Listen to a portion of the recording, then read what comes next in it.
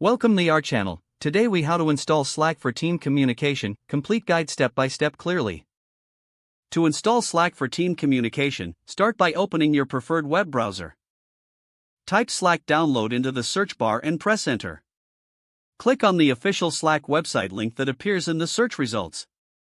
Once on the Slack website, locate the download option usually found in the top navigation menu. Select the version of Slack that corresponds to your operating system, whether it's Windows, macOS, or Linux. For Windows users, click on the Download Slack for Windows button. For macOS users, click on the Download Slack for Mac button. If you are using Linux, select the appropriate package for your distribution. Once the file has downloaded, locate it in your Downloads folder. Double-click the downloaded file to initiate the installation process. Follow the on-screen prompts to complete the installation. Once the installation is finished, open Slack by finding it in your Applications or Programs menu. When Slack opens, you will be prompted to enter your team's workspace URL.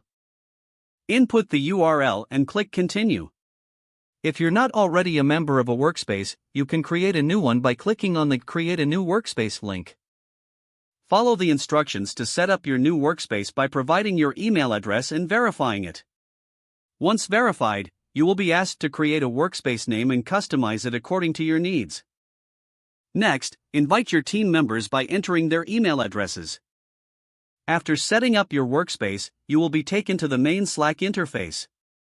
Familiarize yourself with the layout, including channels, direct messages, and your profile settings.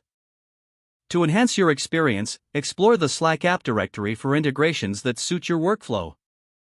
Now you're ready to communicate with your team using Slack efficiently. If the page does not load, refresh the browser or try again in a private or incognito window. Make sure you are using the correct email address, then retype it carefully to avoid small typos. If your password is not accepted, use the reset option and create a new strong password you can remember. Check your spam folder for verification or security emails, then complete any requested confirmation steps.